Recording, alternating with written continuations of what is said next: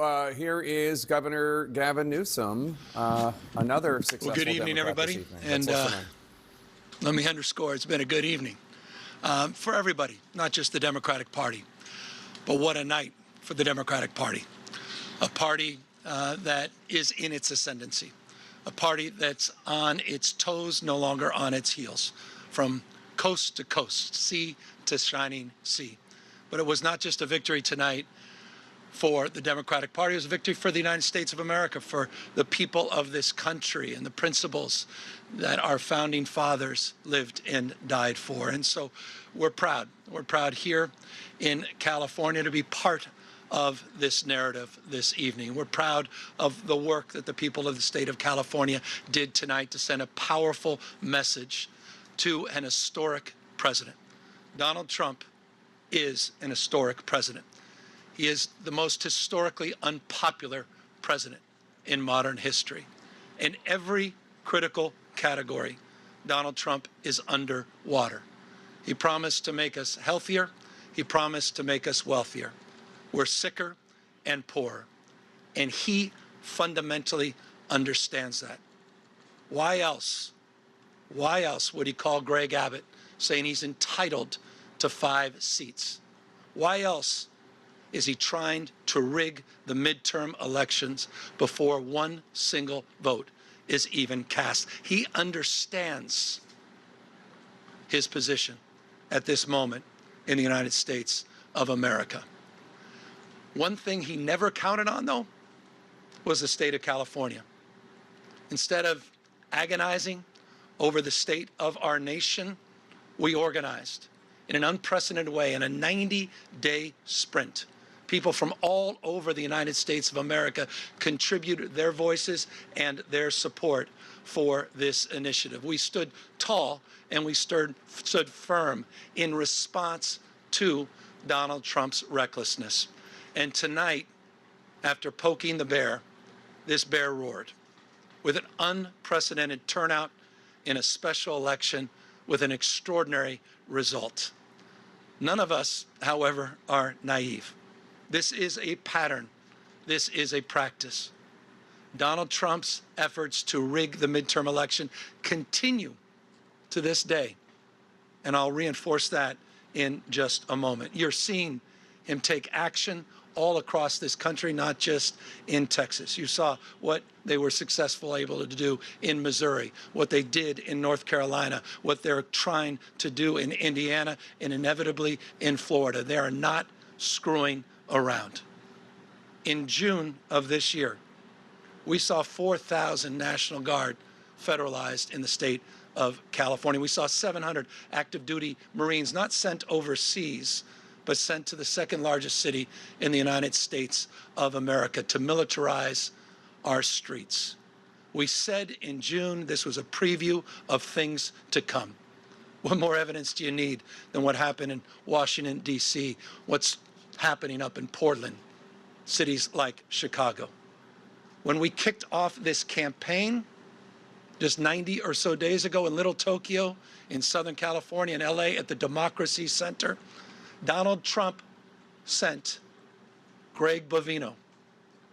He sent his private police force that increasingly appears to have taken an oath of office to Donald Trump, not to the Constitution of the United States. He sent them to our kickoff rally to chill free expression, to chill free speech, to intimidate people from participating.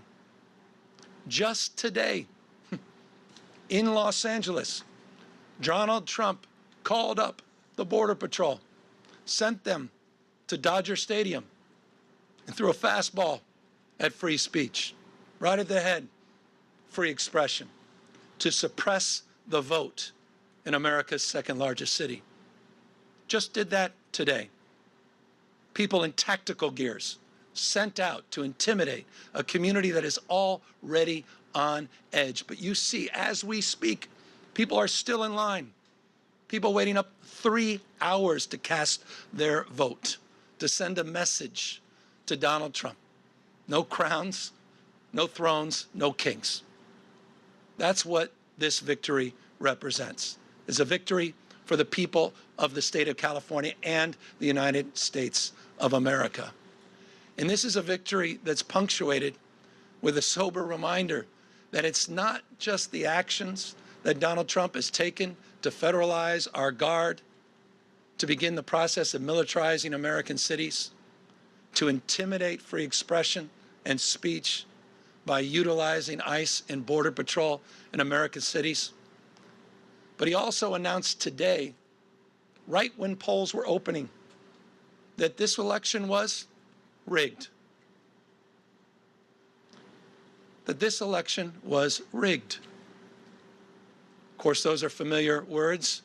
It's exactly what Donald Trump said after January 6th, that day of love, where he tried to light democracy on fire. He tried to wreck this country, and he called in to the Secretary of State in Georgia, calling up for 11, 12,000 votes, just like he called Greg Abbott, saying he's entitled to those 5 seats. He said this election was rigged, and he's moving to look for criminal prosecution and investigations at the Department of Justice. He is not screwing around.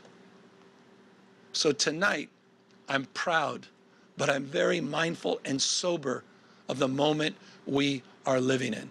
Donald Trump does not believe in fair and free elections, period and full stop.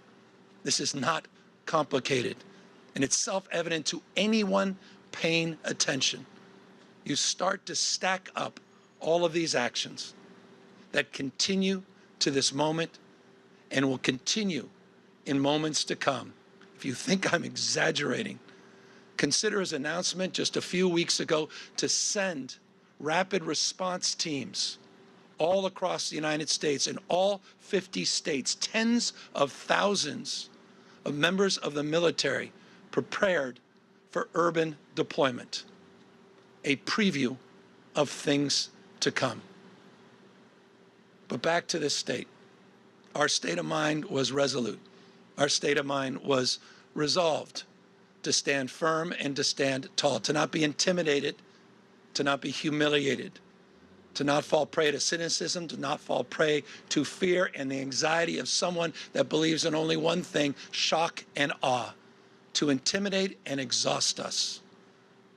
But we're seeing all across this country, 7 million people strong, standing up, not just for themselves, but for each other and for these enduring and historic principles of our founding fathers. And I'll end on that. Next year is the 250th anniversary of the best of Roman Republic, the best of Greek democracy. This fundamental notion of a system of checks and balances, of popular sovereignty, the rule of law. Mr. President, the rule of law, not the rule of dawn. And I hope it's dawning on people. The sobriety of this moment, what's at stake. Tonight, as I said, is an extraordinary moment for our party, but again, it's an extraordinary moment affirming those principles.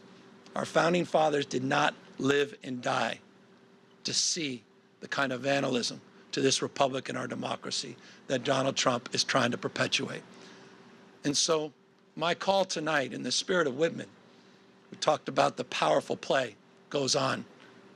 We all must contribute a verse.